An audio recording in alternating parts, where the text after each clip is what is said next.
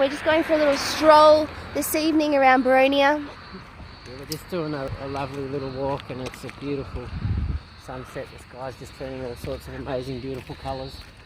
Yeah. We've been back from Nepal for a couple of weeks now. Oh, tell us about that. Oh, it's terrible. Have to wake up every morning and go to work. Oh, Instead of wake no. up every morning and ride the Himalayas. Oh, no. But that's okay. We've got to do what we've got to do so we can afford to go next time. Yeah. When's the next time? So next time, thus far, it's December 2020. We'll be taking off again just before Christmas. We'll be looking at another 3-week trip. Oh, yeah? If we get enough interest, we might do one before that, but don't think that's going to happen. I think it'll be December. We're taking bookings now. You can check out the YouTube channel. Search for Wozalenko on YouTube, Wozalenko. And what kind of footage and stuff have you got up on YouTube? And so there's just a few videos of kind of like what sort of riding we do. It just gives you an idea of the roads and the views that we see and all that kind of stuff. So far it's nothing too in-depth. I've got a whole heap of video that's on the laptop that I've already just spent hours and hours just trying to collate into different folders so I know what day of the trip it's from, and I'm going to have to do a whole lot of work editing and put that all together so I can make a nice really well packaged clip of the entire trip so people can really get a feel for what it's like to come for 21 days of riding in the mountains in Nepal. Is there a few instructional videos and whatnot up on that YouTube channel? Yeah, there's a little bit there. There's just one on sort of what gear that we pack to take with us. So that's pretty handy to look at if you do end up coming on this trip. I mean, we'll give you a detailed packing list and all that kind of stuff, and help you ensure that you've got all the right gear and all that kind of stuff anyway. But there is a video that you can look at there, and so you can visually see the gear that I've got that I want you to have if you come on this trip with us. Yep. So yeah, we're taking bookings, and I'm really excited. December can't come quick enough. Coming back here and getting up every morning for work's like, it's just really hard after that life. It's a hard slog. And so is there any sort of changes that you're going to do, any differences with next year's trip as compared to the trip that's just gone by? Yeah, well, we're happy to tailor for people, so we take these little 250cc single cylinder 4-stroke road bikes, and they're really good. They take a beating, and we take them on the bitumen and in the mud and in the snow, and we ride them through rivers, and we jump them, and they're really, really well suited to what we do. They're good for carrying luggage on, all that kind of stuff.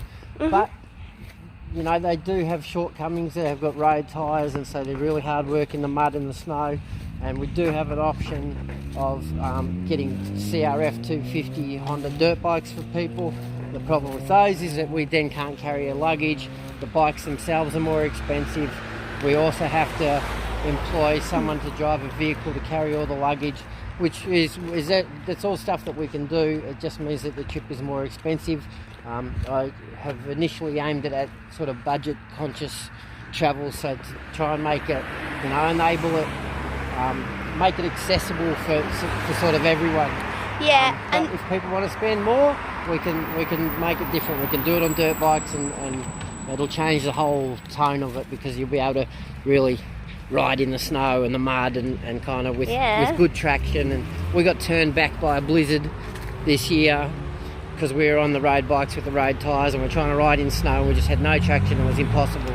Yeah. We had to turn around, and had we been on the dirt bikes, we probably would have been all right.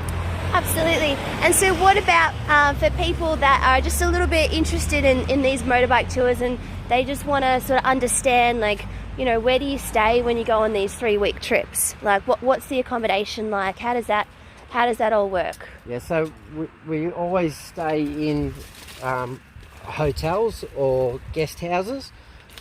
They're not, I think, in a Western society, when you say hotel to someone, we get a kind of an image of something, and it's not always that.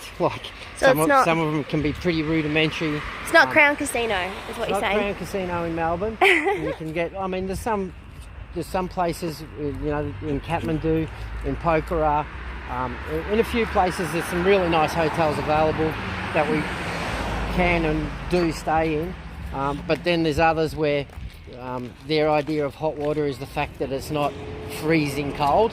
It's been in a water tank and the sun was out today and it shone on the tank, so that's hot water. So for Westerners that's often a shock.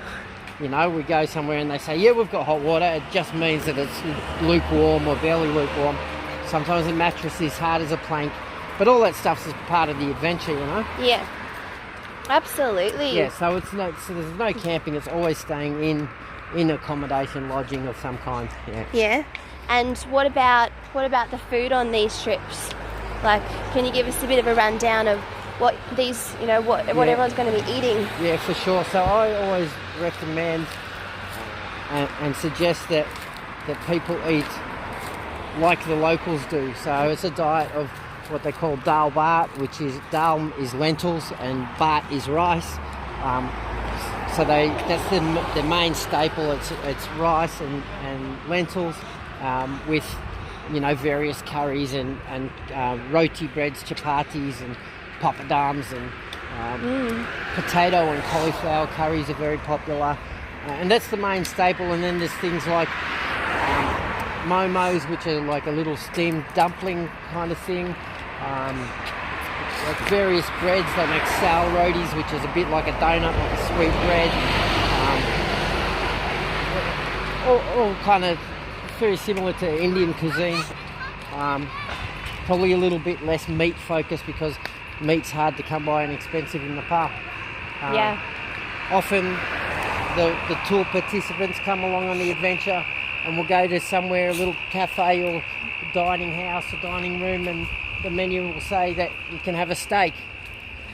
And they get all excited. They think, oh yeah, I'll kill for a steak, because they've been eating dal bhat for 5 days. And they order a steak, and what comes out is like a hamburger, like a minced patty. You don't even know what kind of meat it is. And so to try to hang on to the Western kind of idea of what's available when the menu says steak is like unrealistic. And you're much better off just eating the local food. It's always really fresh. So it's about being open-minded. And it's really good, and they do it really well, and they do Western food really badly. Right. So anyway, so we... Interesting. All right, awesome. So what about for people that are just sort of, they might have seen a video or two. How beautiful is the Christmas lights over there? They're beautiful. Going right off the topic for a minute. We'll just have a little squeeze. So what about for people that might have seen some of your activity on Facebook, or they might have watched a YouTube video and they're just sort of starting to think about maybe going on this December 2020 trip? Well, they can hit us up on the email. They can just send me an email at fullnoise@hotmail.com. So it's fullnoiz@hotmail.com. Just send us an email, say hello, let me know that you're interested, ask for a bit of info, and I'll send you a whole bunch of stuff. I'll give you some pricing, I'll tell you everything that's included, I'll give you options for the trip, so the dirt bike or road bike stuff. And we can tailor things to suit your budget. We normally look at a 3-week, 21-day trip, as I said earlier, but we can adjust that too. If 2 weeks suits people better, we can do that for them. So yeah, just send us an email, start the conversation, and we'll work with you, give you all the info that you need. We'll give you a fixed price that'll cover everything. What does it cover? So it'll be like, from Australia, it'll be your flights, your bikes, your helmets, your accommodation, your fuel, your meals. All your meals? Yeah. So breakfast, lunch and dinner? Yeah. That's pretty good. Yeah, we'll give you a SIM for your phone with data and some calls on it. We'll give you water purifiers, hand sanitizers. We'll ensure that you get the things that you need, so malaria medication, travel insurance. But our pricing covers pretty much everything. There's some things that you have to get yourself, so like the bag that we want you to pack your gear in, because we know that it straps well to the bike. You need to get that, so that's an extra expense on top of our pricing. You need to get your travel insurance. You need to get your visa. Yeah. But our price will cover everything else. Covers a lot of stuff. Yeah. Covers a lot of stuff. Cool. All right. Well, awesome. Good chat. Yeah, good chat. Hit us up. Come along. I'm still just taken by that sunset. You should see them in Nepal, where it's just... There's a place where we stay in Gorkha. The Nepali soldiers are called Gurkha soldiers, and they're widely regarded as the best soldiers in the world. Fearless, and they go into battle with their kukri knives, you know, and terrify the enemy. And there's a town called Gorkha where they come from. Their name, Gurkha soldiers, is a derivative of that.